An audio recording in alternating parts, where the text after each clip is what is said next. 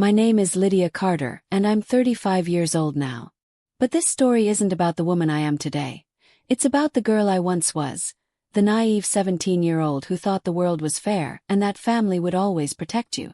I believed that with every piece of my heart. Until the day of my high school graduation. That day, in my light blue graduation gown, I was all smiles. My mom had passed away when I was 13, but she'd left behind something for me. A college fund she worked her entire life to save. My stepdad, Mark, and my half-sister, Samantha, promised they'd protect it until I was ready to start college. I trusted them. The ceremony had just ended, and I was standing outside with my diploma in my hand. The air smelled like summer and fresh-cut grass. Everyone around me was laughing, taking pictures, hugging their families. I spotted Mark and Samantha waiting for me by the parking lot. Mark was wearing his usual smug grin, his thick hands in his pockets, while Samantha scrolled on her phone, pretending to be bored. I ran to them, my eyes bright with hope. "We did it," I said, my voice full of pride. "I can't believe I'm finally graduating." Mark looked at me, not with joy, but with something cold, almost mocking. "Yeah, congratulations," he said flatly. Then he smirked and added, "By the way, your money is ours now." First I thought he was joking. I laughed nervously. "What do you mean?" He tilted his head, chewing on his gum slowly. "Your mother's fund. The college money. It's gone. Samantha and I used it." The world froze. The chatter around me faded, replaced by the pounding in my chest. You what?" Samantha finally looked up from her phone, her tone sharp and cruel. "Relax, Lydia. It's not like Mom's gonna come back and ask for it.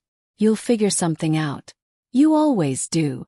My diploma slipped from my fingers and fell to the ground. I stared at them, my voice trembling. "That money was for my future." Mark smirked. "Well, now it's for ours. You're grown now, kid. Welcome to the real world." He turned and walked away, Samantha following behind him. The sound of her laughter echoed in my ears. And just like that they were gone, leaving me standing in the middle of the parking lot, broken, humiliated, and alone. But what they didn't know was that the girl they left behind that day would one day rise higher than they ever imagined. And years later, I would shock them in ways they could never have seen coming. "Where are you watching from?" "Canada. The United States. Maybe somewhere else entirely. Wherever you are, I want you to imagine a small town in Ohio, the kind where everyone knows each other's business. That's where I grew up. My mom, Evelyn Carter, was a nurse, strong, kind, and always putting others before herself. She raised me alone for most of my childhood until she met Mark when I was 10. First, he seemed like a good man. He worked as a mechanic and treated my mom well.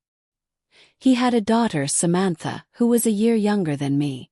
I tried so hard to be her friend, but she always looked at me like I didn't belong. When Mom married Mark, I thought we'd finally be a real family. But the moment they moved in, everything changed. Mark started controlling everything, the bills, the house, even my mom's paycheck. He said it was to make things easier, but we both knew better. Mom still smiled, still made dinner every night, but there was a sadness in her eyes she couldn't hide. When Mom got sick, it happened fast. Lung cancer. She never smoked a day in her life, but the disease didn't care. I remember sitting by her bed, her thin hand wrapped around mine. "Lydia," she whispered, "I've set up a fund for you. For college. Promise me you'll go. You're going to do great things, baby." I nodded through tears. "I promise, Mom." She smiled faintly. "Don't let anyone stop you." She died 2 weeks later. After that, everything in the house went dark. Mark told me I was old enough to handle myself, and Samantha became crueler by the day. She mocked me for everything, my clothes, my grades, even my hair. I found comfort in my part-time job at the diner down the street, saving every tip I could in a coffee jar under my bed. Then came graduation, the day I thought I'd finally make her proud. The day Mark ripped everything away. That night I didn't sleep. I sat in my small room, staring at the ceiling, hearing their laughter from downstairs. They didn't even try to hide it. I heard Samantha bragging about her new phone, her new clothes, the shopping trip Mark promised her. All paid for with my future. I cried until my pillow was soaked. But somewhere between the sobs, something hardened inside me. A promise formed quietly in my heart. One day I'll make it. And when I do, they'll see who they tried to destroy. The next morning I packed my things. Just a small backpack with my clothes and the coffee jar of tips I'd saved. I didn't know where I was going, but I knew I couldn't stay there anymore. As I reached the front door, Mark's voice stopped me. "Where do you think you're going, princess?" he sneered, holding his mug of coffee like a king on his throne. "I'm leaving," I said quietly. He chuckled. "You'll be back. You're nothing without us." I looked him dead in the eye for the first time and said, "We'll see." Then I walked out that door. The first months were the hardest. I stayed with a friend from school, Megan, whose mom let me sleep on their couch while I worked double shifts at the diner. I used the little money I had to apply for scholarships and community college. I was exhausted, sometimes going 2 days on ramen noodles and black coffee. But every time I thought about quitting, I remembered Mark's voice saying, "You're nothing without us." And that kept me going. Megan's mom, Mrs. Thompson, became like the mother I lost. She taught me how to manage my finances, how to cook real meals, and even helped me with my college essays. She once said, "Kindness doesn't cost a thing, Lydia, but it changes everything." I never forgot that. Through hard work and some luck, I won a small scholarship to a nursing program, just like my mom. I cried the day the acceptance letter came. I knew she'd be proud. But just when I started to think my life was turning around, something unexpected happened. One evening, while cleaning tables at the diner, a man in a gray suit walked in. He ordered coffee, black, and asked for me by name. His voice was calm, professional, but his words made my hands shake. "Miss Carter," he said, placing a folder on the counter. "I represent the estate of your late mother, Evelyn Carter. There's something you need to know." I blinked, confused. "What do you mean?" I thought everything she had was gone. He smiled faintly. "Not quite. It appears your stepfather may not have told you the whole truth." I froze, my heart pounding. "What are you saying?" He slid the folder toward me. "There's more to your mother's will than what you were told." I stared at the folder, my breath catching in my throat. My whole body trembled. Could it be? After all these years? The man nodded slowly. "I think it's time you knew everything." And that, right there, is where my life took a turn I never saw coming. Because from that moment on, everything I thought I knew about my mother, my stepfather, and even myself was about to change forever. When the man in the gray suit said those words, "There's more to your mother's will than what you were told," it was like my heart stopped beating for a moment. I remember standing there behind the diner counter, frozen, still holding a wet dish towel in my hand. The smell of coffee and bacon filled the air, but all I could feel was confusion and fear. I looked at him again. He was tall, with silver hair, a neat tie, and kind eyes that didn't match the cold folder in his hand. "Who are you?" I asked carefully. "My name is Mr. Hayes," he said, pulling out a business card. "I'm a lawyer from Columbus. Your mother used to be my client." I wiped my hands nervously on my apron and took the card. My fingers were shaking. "Why now? It's been years since she passed. Why are you coming to me after all this time?" He hesitated before answering. "Because her estate was frozen due to certain irregularities. But something recently changed that. And as her only biological child, you have a right to know." He pushed the folder across the counter. Inside were a few documents, old papers, sealed envelopes, even some bank records. My eyes widened when I saw my mother's handwriting on the first page. "Can we talk somewhere private?" he asked. I nodded, leading him to the small booth near the window, the one I always used during my breaks. My coworker gave me a questioning look, but I just mouthed, "It's okay." Mr. Hayes sat down across from me and spoke softly. "Your mother was very smart, Lydia. Before she passed, she set up not one but 2 funds. The first was the college account your stepfather knew about, the one he had access to. He paused. The second was hidden, placed under a trust that could only be accessed after you turned 21. No one else knew about it. Not even him. Gasp. My throat went dry. Wait, what? There's another fund. He nodded. Yes. And with the interest and investment growth, it's now worth quite a bit. How much? I whispered. He opened another folder, revealing numbers that made my head spin. 6 figures. Close to 7. My breath caught. I pressed my hand against my chest. That's impossible. He said there was nothing left. He said Mom didn't have anything else. Mr. Hayes gave me a knowing look. He lied. And not only that, he tried to hide it. But the law always leaves a trail.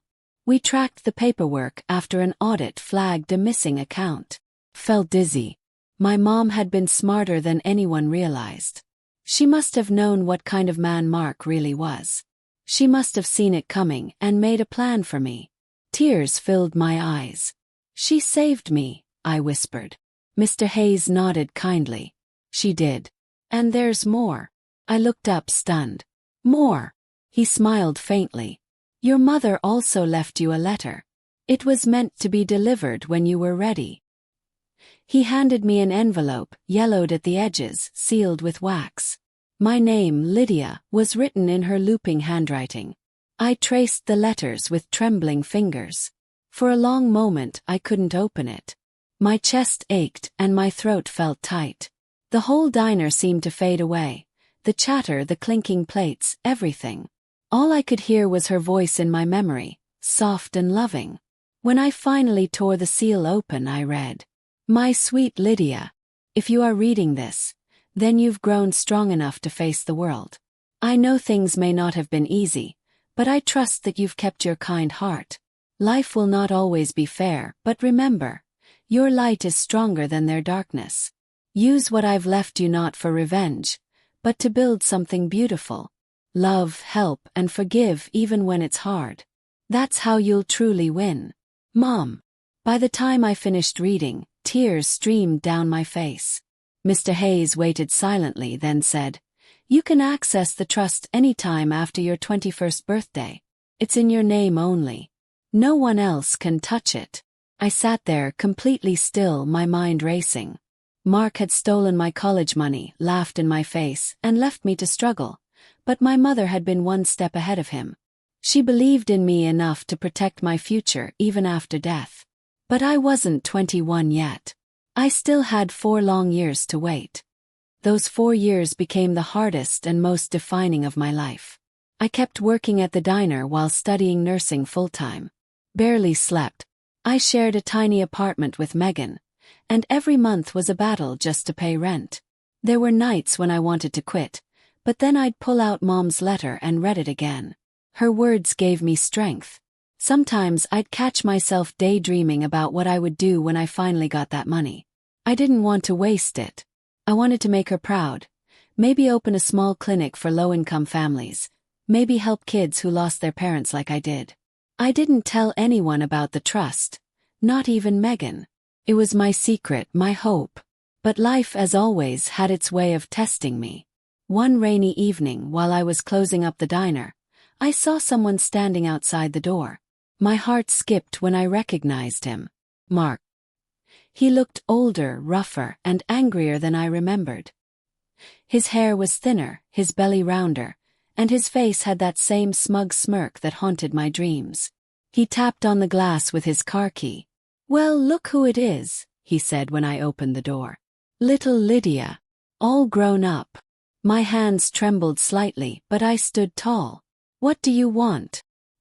He looked me up and down, his eyes cold. You think you can ignore your family forever? You haven't even called your sister in years. Clenched my jaw. She's not my sister. Not after what you both did. He chuckled, his tone dripping with mock pity. Still bitter, huh? You should be thanking us. Tough love makes people stronger. I stared at him, disgusted. You stole my future. He leaned closer, lowering his voice. Your mother's money was wasted on you. You wouldn't have made it anyway. I could feel anger rising in my chest, but I refused to give him the satisfaction of seeing me break. You're wrong, I said quietly. And you'll see just how wrong one day. He smiled, slow and cruel. We'll see about that. Then he turned and walked away, leaving muddy footprints behind. I stood there long after he left, my fists clenched, my heart pounding. It took every ounce of strength not to run after him and scream. But Mom's words echoed in my mind. Don't use it for revenge. Build something beautiful. So I waited. For long years passed. I graduated from nursing school, passed my exams, and got a job at a hospital in Cleveland. I worked night shifts, saved every penny, and slowly started building the life I'd always dreamed of. Then, finally, my 21st birthday came. I went back to Mr. Hayes's office. The same folder sat on his desk, but this time it wasn't a mystery. It was a door. He smiled as he handed me the papers to sign. Congratulations, Miss Carter. You're now officially the owner of your mother's trust. I signed my name, my hands shaking. When it was done, he slid the account information toward me. It's all yours. Every cent. I looked down at the numbers again. Bigger now, grown over the years. My heart felt heavy with gratitude. Mr. Hayes said softly, "What do you plan to do with it?" I smiled through tears. Something my mother would be proud of. And I did. Within a year, I opened the Evelyn Hope Clinic, a small medical center that offered free care to struggling families. The first time I saw a mother holding her sick child and thanking me, I knew I'd done the right thing. That was my victory. Not revenge, but purpose. But life wasn't done with surprises. Because one afternoon, as I was checking on a patient, I heard a familiar voice behind me. Froze. Lydia. I turned slowly, and there they were. Mark and Samantha, standing at the clinic entrance, looking shocked, out of place and desperate. Mark's voice trembled slightly as he said, "We need your help." And just like that, the past I thought I'd left behind came crashing back into my life. When I saw them standing there in the lobby of the Evelyn Hope Clinic, my stomach twisted. For a moment I couldn't breathe. Mark and Samantha, two faces I had prayed never to see again, were right in front of me. They looked nothing like the people I remembered. Mark's once proud posture was gone. His shoulders drooped beneath a worn jacket. His hair, once peppered with gray, was now fully white. Samantha stood beside him, thinner, pale, her expensive clothes replaced by something plain and wrinkled. "Lydia," Mark said again, his voice shaky this time. We need your help." The room went quiet. My nurses glanced at me, unsure what to do. I forced myself to breathe, straightening my coat. "You need my help," I said slowly, trying to keep my voice steady. Mark nodded, shame flickering in his eyes. "Please. It's Samantha. She's sick." I looked at my half-sister. Her hands were trembling, and her skin had a dull yellow tone. She looked exhausted, like someone who'd been carrying too much pain for too long. I took a step closer, my heart conflicted. I hated what they'd done to me, but the sight of someone suffering, especially someone I grew up with, made it impossible to just turn away. "What kind of sickness?" asked, my tone professional. Samantha looked down, refusing to meet my eyes. Mark answered instead. "Liver failure. The doctor said she'll need a transplant, or she won't make it." My throat tightened. "And what do you expect me to do about it?" Mark looked desperate now. "You're her sister, Lydia. You might be a match. Please, I'm begging you. She needs you." The words hung heavy in the air. She needs you. The same people who had laughed in my face and taken my mother's savings were now standing here, pleading for mercy. I didn't answer right away. I turned toward the window, looking out at the street below, watching strangers pass by, each one living their own story, carrying their own battles.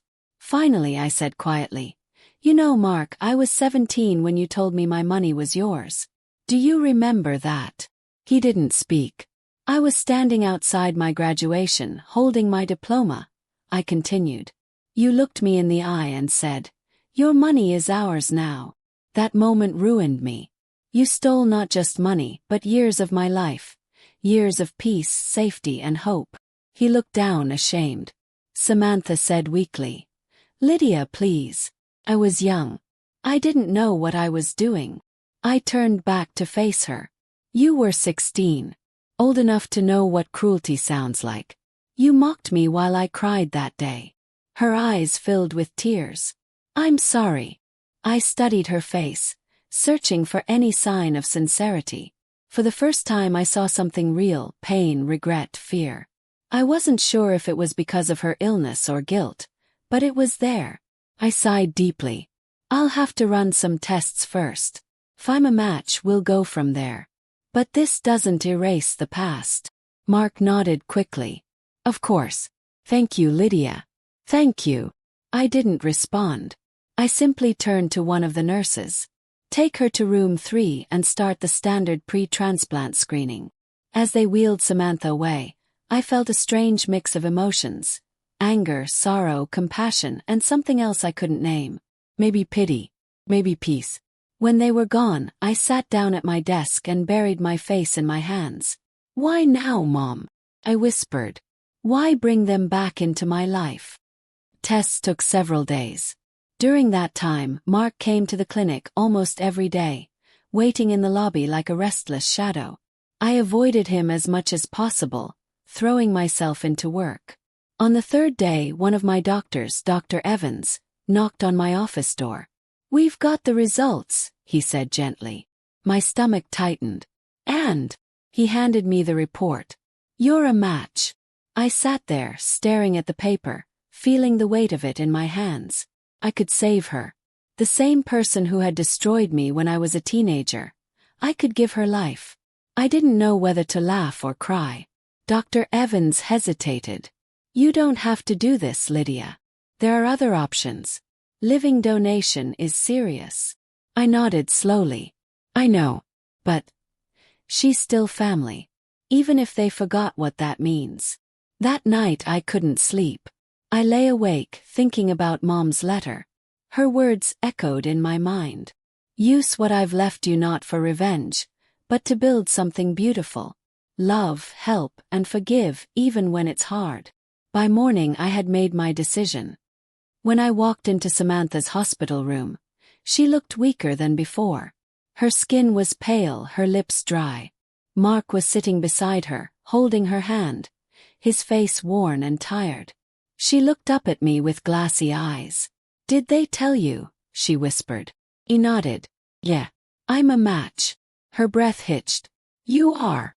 "Yes." I sat down beside her bed. "And I'm going to do it." Tears spilled down her cheeks. "I don't deserve this." I swallowed hard. "Maybe not. But I'm doing it for Mom. Because she'd want me to."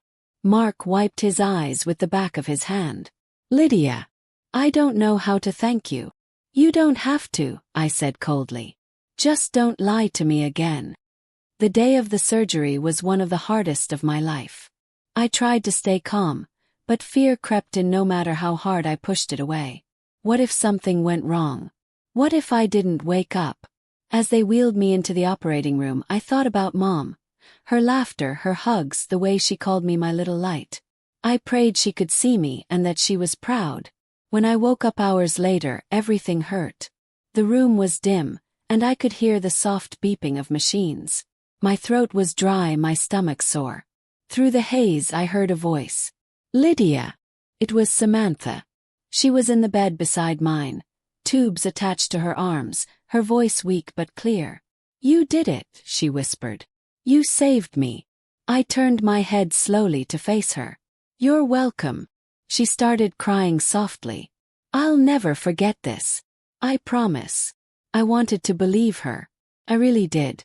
But deep down, I knew promises were easy to make in hospital rooms. Weeks passed, and we both began to recover. The surgery had been a success. Samantha got stronger every day, and for a while it seemed like maybe, just maybe, things could change. Then one morning, as I walked into the clinic to start my shift, I noticed something strange. My office door was open, papers scattered across the floor. I rushed in and my heart dropped. My safe was open. The one where I kept my mother's documents, my trust account records, everything. I froze, my hands shaking as I looked around. Everything was gone. On my desk, there was a note written in familiar handwriting.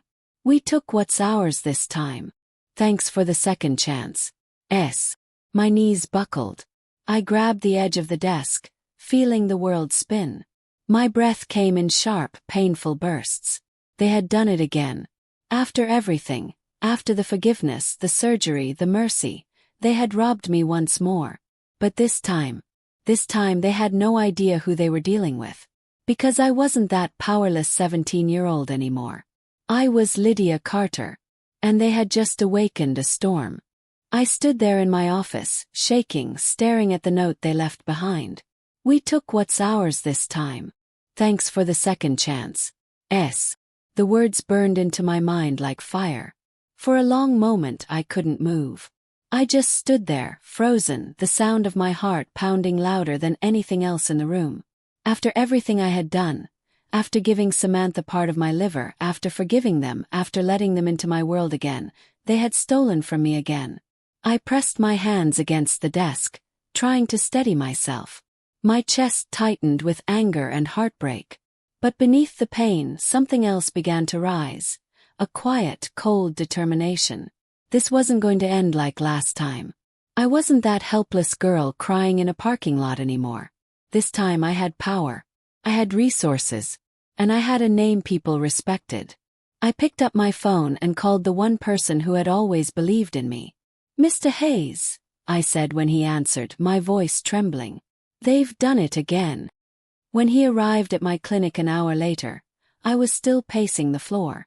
The police had already come to take my statement, but deep down I knew Mark and Samantha were long gone. Mr. Hayes set his briefcase on the table. Tell me everything, he said calmly. I handed him the note and explained how the safe had been forced open, how all the legal papers and trust documents were missing. He frowned deeply. That was a dangerous mistake on their part, he said quietly. And blinked. How could this be anything but a disaster? He gave me a small, almost knowing smile.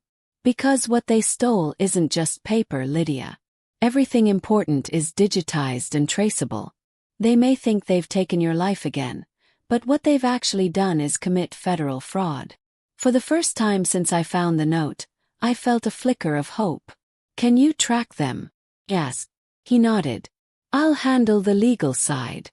But I have a feeling you know them better than anyone. Where would they go? I closed my eyes and thought about them, about the kind of people they were. Samantha loved attention, glamour, showing off. Mark loved quick money. If they'd stolen my papers, they were probably after my financial assets, trying to fake ownership or cash in on the clinic. Then it hit me. Florida, I whispered.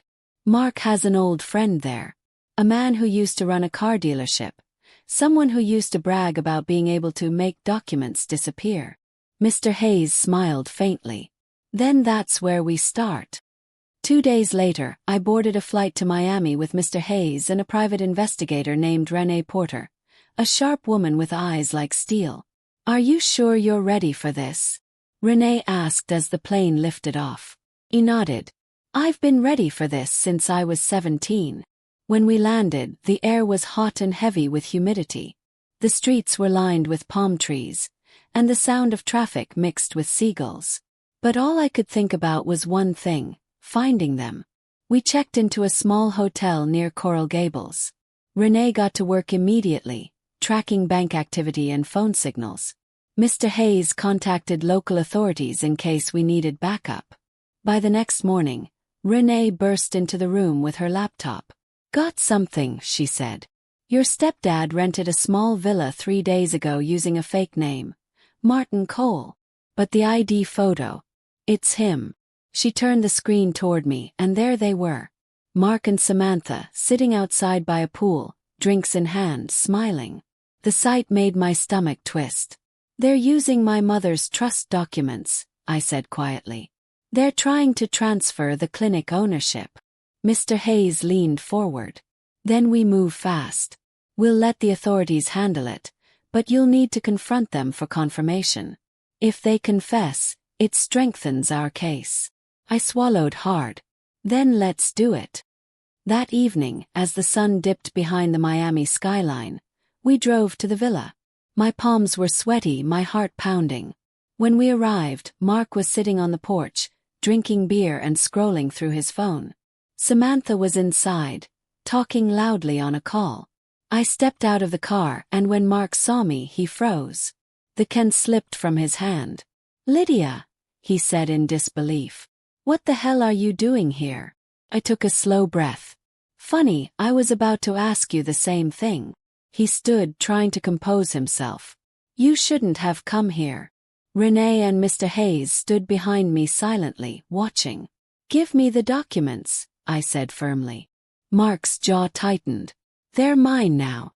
You owe me, Lydia. After everything I did for you, this is my payback." I laughed bitterly. "You did something for me. You stole from me. Twice." Before he could reply, Samantha stepped out of the villa. She froze when she saw me. "You followed us." "Yes," I said. "And you know what's funny, Samantha? I actually believed you'd changed. I risked my life for you. And this is how you repay me." Her eyes filled with tears. "You don't understand." "Oh, I understand perfectly," I said. "You used me again. Just like before." But then her expression shifted. Fear flashed across her face. She looked at Mark, then back at me. "Lydia, I didn't want to do this." "What?" I frowned. She shook her head quickly, whispering, "He made me." Mark turned sharply. "Shut up, Samantha." But she didn't. Her voice trembled.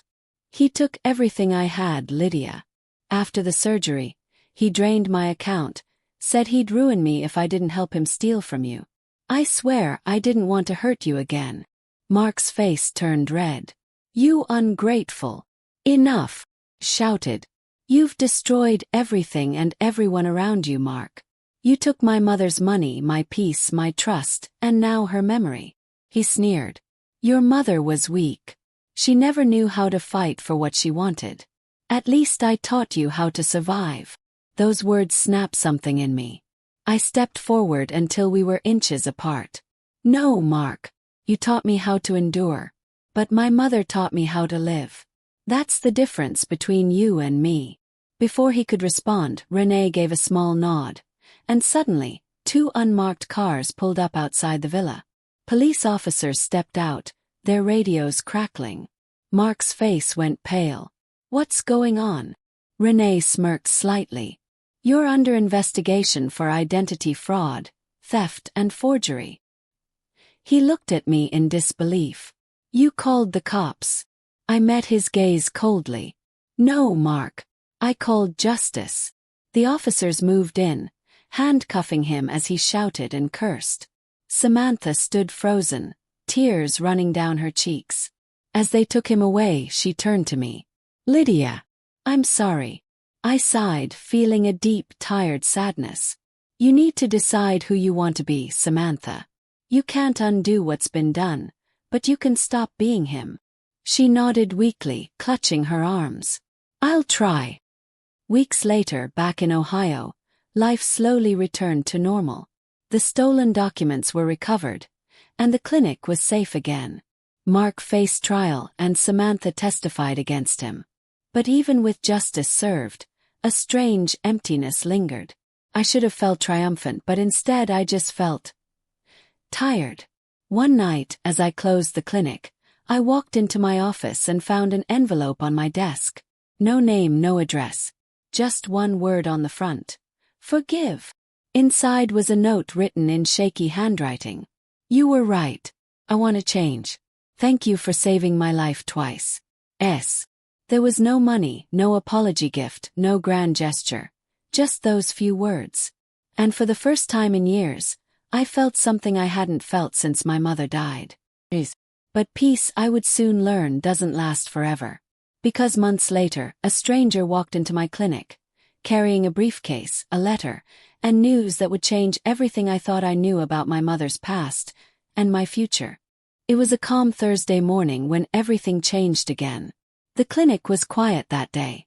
the sunlight spilling through the glass windows and warming the tiled floor. I had just finished checking on a patient when my receptionist, Nora, peeked into my office. "Dr. Carter, there's a man here to see you," she said. "He says it's important." I sighed softly, already expecting it to be another vendor or someone asking for donations. "What's his name?" "He didn't say," Nora replied. "Just that he's come a long way." Something about her tone made me look up. "Send him in." Moments later, the door opened and an older man stepped in, mid-60s, neatly dressed in a gray suit and a wide-brimmed hat. He carried a worn leather briefcase and a stack of papers tucked under his arm. "Dr. Lydia Carter?" he asked, his voice calm and polite. "Yes," I said cautiously. "And you are?" He removed his hat, his eyes steady but tired. "My name is Robert Holden. I was your mother's financial advisor before she passed." Froze. My mother's financial advisor. I thought Mr. Hayes handled all her affairs. He smiled faintly. "Mr. Hayes handled the trust. I managed her private assets, ones even he didn't know about." I frowned. "Private assets." He nodded slowly. "Your mother was a very wise woman, Lydia. She believed in preparing for every possibility, including betrayal." My stomach tightened. "What are you saying?" He set his briefcase on my desk, opened it, and pulled out a thick envelope sealed with a red ribbon. "Before she died, she gave me this. She told me to deliver it to you when the time was right, when you had proven that your heart had not turned bitter." I stared at him, speechless. "Why now?" He looked at me with gentle eyes. "Because I've been watching. I know what you've endured. I know about Mark, the theft, the clinic. And what you did for your sister. Your mother would be proud of you, Lydia. You've proven yourself ready." My throat felt tight as I reached for the envelope. "What's inside?" He hesitated. "Something that will explain everything your stepfather never wanted you to know." I sat down slowly and untied the ribbon. Inside was another letter, written in my mother's familiar cursive, and a stack of legal documents stamped confidential. The first line of the letter made my heart stop. "My dearest Lydia, if you're reading this, then Robert has decided you're ready to know the full truth. I never wanted to burden you while you were young, but there are things I must tell you. Things about me, about Mark, and about why I made the choices I did." My hands trembled as I read on. Mark was not the man he appeared to be. Years before we met, he was involved in a business scheme. Illegal, dangerous, and cruel. When I found out, I tried to leave him, but by then I was pregnant. Not with you, but with someone else's child. I blinked. "What?" Mr. Holden nodded softly. "Keep reading." Mark found out the truth about the pregnancy and used it to control me. I was terrified of what he might do. That's why I hid the second trust. That's why I wrote the first will to protect you. Lydia, you are my only child, but not Mark's. He always knew that, and he hated you for it. He only married me for access to the hospital's funding and the life insurance policy. The words blurred through my tears. All these years I thought Mark's cruelty was just greed, but it was hate, pure festering hate. He had known I wasn't his. He had taken out his revenge on me, a child who never even knew. I read the next part aloud, barely whispering. "If he ever comes after you again, go to Robert. He has what you need to finish what I could not." Mr. Holden reached into the briefcase and pulled out a USB drive. "Your mother collected evidence against him years ago. Bank records, forged contracts, everything. I've kept it safe all this time." I stared at it, barely breathing. "Evidence? Against Mark?" He nodded. "Enough to expose everything he's ever done. The reason I came now is because he's trying again." My heart jumped. "Trying what again?" Mr. Holden sighed. "He's appealing his conviction. And he's doing it under a false name." I stood so fast the chair scraped against the floor. "That's impossible. He's in prison."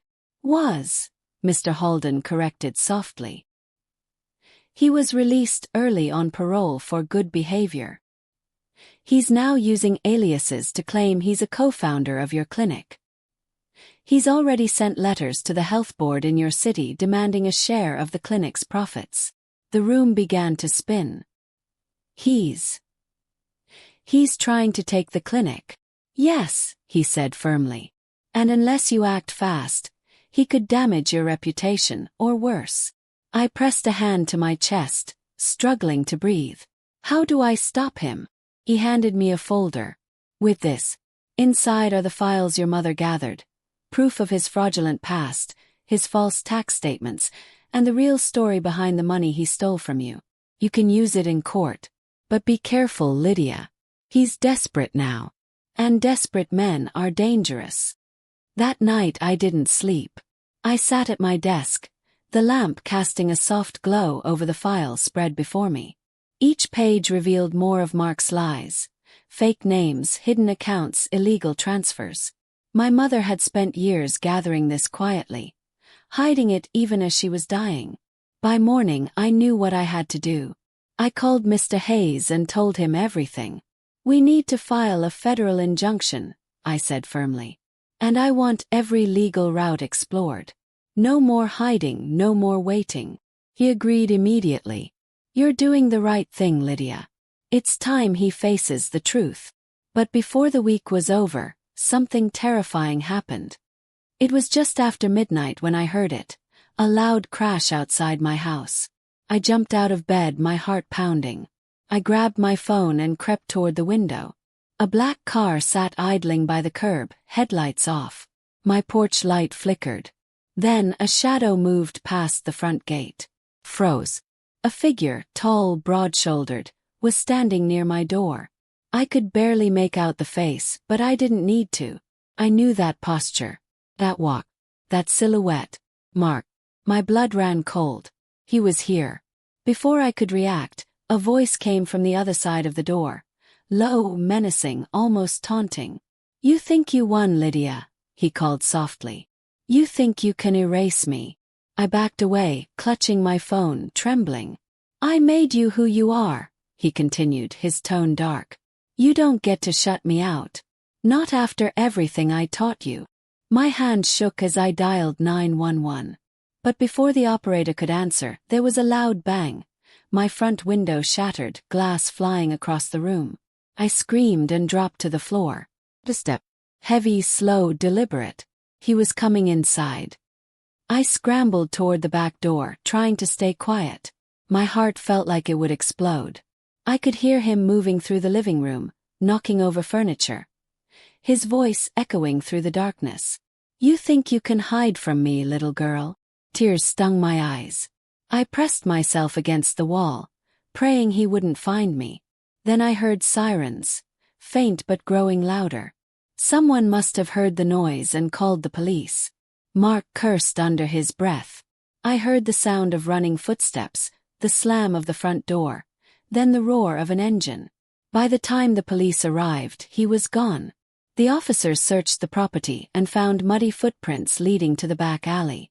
They also found something else, a folded piece of paper, placed carefully on the kitchen counter. My hands trembled as I opened it. You can hide behind your clinic, your lawyers, your mother's memory, but you can't hide forever.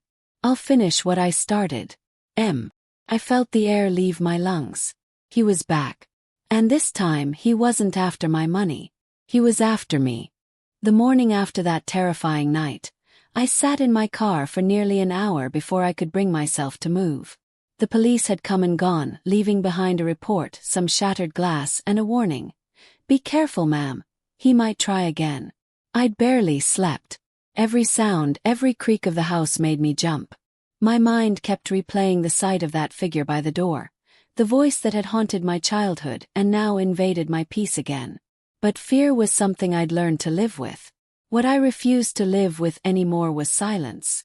By sunrise, I had already packed a small bag, locked up the house, and called my lawyer, Mr. Hayes.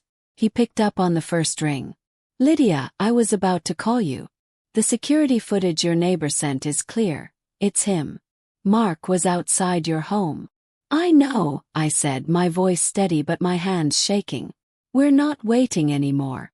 I want everything released. The evidence, the recordings, the files from my mother's folder. All of it. There was a pause. Are you sure? Once this goes public, there's no going back. I'm sure, I said. He came into my home, Hayes. He's not hiding anymore, so neither will I. That day, I went straight to the police department. I handed over every document, every photo, every recording from the files Mr. Holden had given me. The officer in charge, a woman named Detective Monroe, listened quietly as I explained everything. When I finished, she leaned back in her chair, her expression hard. You've been through hell, Dr. Carter. But you did the right thing coming to us. If this evidence holds up, we can reopen his case and charge him again. This time for fraud, identity theft, and intimidation. Pause. You might have just saved a lot of other people from becoming his next victims. Her words gave me a strange sense of strength I hadn't felt in years. That night, instead of hiding, I spoke up. I told my story to the press. Not the tabloid version, but the truth. About losing my college fund. About my mother's will. About how I rebuilt my life from nothing. And how kindness, not bitterness, had kept me alive. The story aired 2 days later. Spread faster than I expected. Local stations, online news outlets, even a few talk shows. People called me brave. They said my strength gave them hope. But deep down, I knew this wasn't about fame or attention. This was about freedom. From the shadow Mark had cast over my life since I was 17. Still, not everyone reacted kindly. 3 nights after the broadcast, I got a call from an unknown number. At first I let it ring. But something made me answer. Hello, said cautiously. A voice came through. Low, gravelly, almost a whisper. You think they'll protect you? My blood ran cold. Mark. He chuckled darkly. They'll forget about you when the news gets old. But I won't. You'll always be mine to ruin. My hands shook, but I didn't hang up. You don't scare me anymore, I said quietly. Oh, you should be scared, he hissed. You've taken everything from me. Now I'll take something from you. And then he hung up. For the next few weeks, I lived like I was walking on glass. Police patrols passed by my clinic twice a day. The staff knew not to let any stranger in without ID. I had security cameras installed around my house and hired a private guard for the clinic. But despite the precautions, I couldn't shake the feeling that he was still out there, watching, waiting. Then, one afternoon while I was closing up the clinic, Nora came running into my office, pale as snow. Dr. Carter, she gasped. There's been an accident. My heart dropped. What happened? It's Emily, she said breathlessly. Your sister. She's in the hospital. When I reached the hospital, I saw her lying on the bed, bruised and unconscious. Machines beeped softly beside her. The nurse explained that she'd been in a car crash. Someone had rammed her vehicle off the road late at night. The other car had fled the scene. No witnesses. The detective on duty met me in the hallway. It wasn't random, she said grimly. The car that hit her was the same model Mark used years ago. We think it was him. I covered my mouth, trembling. He went after her. Yes, the detective said. He might be targeting anyone close to you now. We've issued a warrant, but he's still missing. I sank into a chair, tears burning my eyes. She didn't deserve this, I whispered. She made mistakes, but she didn't deserve this. For the first time in a long time, anger consumed me. Not fear, not sadness, but raw anger. If Mark wanted a war, then he was about to get one. The next morning, I went back to see Mr. Holden. You said my mother left everything I needed to finish what she couldn't, I told him. Is there more? He hesitated, then unlocked his briefcase again. There's one last thing. A safety deposit box she kept in her name, under a code word only she and I knew. Inside is something that might finally stop him for good. What's in it? He looked at me gravely. A confession. Signed by Mark. and blinked. What? He nodded. Before she died, your mother tricked him into signing it. She told him it was a new insurance document. He didn't read it carefully. It states in his handwriting that he misused your college fund and that he falsified your mother's financial statements to claim ownership of her estate. I felt my heart race. That's enough to destroy him legally. Yes, he said softly. But it's also dangerous. If he knows you have it, he'll stop at nothing to take it back. I took a deep breath. Then we'll use it carefully. 2 days later, Detective Monroe called me again. We've traced a sighting, she said. He's been staying in a motel just outside the city under a false name. We're setting up surveillance now. My pulse quickened. Is it safe for me to go near there? She hesitated. Not yet. But if you want, you can come to the precinct tomorrow. We might need your statement when we move in. I agreed. But that night, before any arrest could happen, I got another message. It wasn't a call this time. It was a photo. A picture of my clinic, taken from across the street. The lights were off, the door locked. The caption said, "Nice place you built. Shame if something happened to it." Froze. He wasn't just hiding anymore. He was warning me. I called Detective Monroe immediately, but before I could finish explaining, alarms started going off in the background. "Dr. Carter," she said urgently, "there's been a fire at your clinic." My heart dropped. "No. We're sending units right now. Stay where you are." But I didn't stay. I grabbed my car keys and drove through the night like a storm, my hands gripping the wheel so hard they hurt. When I reached the clinic, flames were pouring from the back wing. Firefighters were already there, shouting orders, hosing down the walls. Smoke filled the air. Everything I'd built, everything that had kept me going all those years, was burning before my eyes. Someone shouted behind me, "We found this at the scene." An officer ran up, holding a charred piece of metal, a lighter engraved with the initials MT. I sank to my knees. He'd done it. He'd finally crossed the line. But as I stared at the flames, one thought burned hotter than the fire. This isn't how it ends. He might have taken my past, my money, my peace, but this time he'd pay for it. All of it. The fire at my clinic changed everything. By morning, the air still smelled of smoke and melted plastic. Charred papers lay scattered on the ground like ashes of old dreams. The firefighters did what they could, but half of the building was gone. My patient records, the equipment I'd saved for, the therapy room I built by hand. I stood there, watching the smoke fade into the dawn sky, and felt something inside me go quiet. Not broken, just still. Detective Monroe came over, clipboard in hand. "The fire marshal confirmed it was arson," she said. "Gasoline traces along the back door. Someone knew the layout." He nodded. "Mark. We're treating it that way," she said. "We've already circulated his photo to all state departments." "But Dr. Carter," she paused, her voice gentler. "He's getting desperate. This could get worse before it gets better." I met her eyes. "Then I'll be ready for him." That night, I stayed in a hotel under police watch. But sleep wouldn't come. I kept thinking about everything he'd taken. First my mother's fund, then my peace, then my sister's safety, and now my clinic. And then I remembered what Mr. Holden had told me. The safety deposit box. My mother's last safeguard. I called him the next morning. "It's time," I said. He didn't ask questions. Just told me to meet him at a small bank downtown, the one my mother used when she was alive. Inside the private vault room, the air felt thick with memories. Mr. Holden opened the box and carefully slid a brown envelope across the table. "This," he said quietly, "is your mother's final move. She wanted to make sure that if Mark ever came after you again, the truth would destroy him before he destroyed you." I opened the envelope with trembling hands. Inside was a single document, yellowed, folded carefully, and stamped with an old notary seal. It was exactly what he'd described. A signed confession.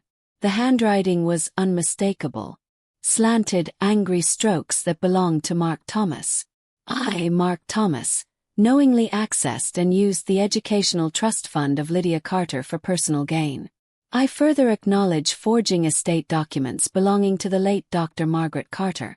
I understand that this action constitutes financial fraud and misconduct. My eyes blurred with tears. Beneath the signature was a date, 3 weeks before my mother's death. She made him sign this while she was dying, I whispered. Holden nodded. She told me she'd do it, but I never believed she'd have the strength. She said she was buying you a future, even if she couldn't live to see it. I clutched the paper to my chest, my throat tightening. Then this is how it ends. Not with fear, not with silence, but with the truth. Detective Monroe met me that afternoon, and we laid out the plan. We'll lure him in, she said. You'll make contact on your terms. He wants to scare you into submission, so give him what he thinks he wants. A meeting. I stared at her. You want me to talk to him? She nodded. Just once. Public location. We'll have plainclothes officers nearby.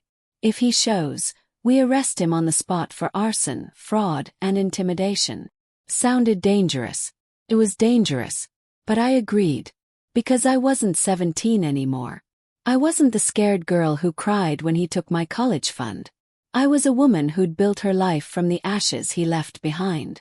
And this time I'd be the one to end it. We set the meeting for a Sunday afternoon, at a small park cafe just outside town. The kind of place that looked calm and ordinary. Families, kids playing, people sipping coffee in the autumn sun. I arrived early, wearing a wire beneath my jacket. My hands were cold, but my mind was clear. When he finally appeared, I almost didn't recognize him. Mark looked older, smaller somehow. His hair was gray, his clothes rumpled. His face lined with anger and exhaustion. But those eyes, those cold, controlling eyes, were the same. He smirked as he sat across from me. Well, if it isn't the ungrateful little girl who ruined my life. I didn't flinch. You did that yourself. He leaned closer, voice low. You think hiding behind cops makes you strong. You'll never win, Lydia. Everything you have, I can take it again. You're nothing without the money your mother left. I smiled faintly. You're wrong about that. But I do have something of hers you might remember. His face twitched. What are you talking about? I reached into my bag and slid a copy of the confession across the table. The moment he saw it, his eyes went wide. His hand twitched, then clenched into a fist. You don't know what that is, he hissed. You're bluffing. Oh, I know exactly what it is, I said. It's your signature, Mark. Your confession. And this time the world's going to see it. He lunged forward, grabbing the paper. But before he could touch it, 2 plainclothes officers closed in from behind. Mark Thomas, one of them said, flashing a badge. You're under arrest for arson, financial fraud, and assault. He froze, eyes darting wildly. No, you set me up. You set yourself up, I said quietly. Just like you did all those years ago. As they cuffed him, he turned to glare at me. You think you've won. You'll end up alone, just like your mother. I didn't answer. I just watched as they took him away. The trial that followed was long, painful, and public. The confession, the old evidence, the fire. All of it painted a picture too strong to deny. Mark tried to claim insanity, then manipulation, but none of it worked. The court found him guilty on multiple counts. He was sentenced to 30 years in prison, without the possibility of parole.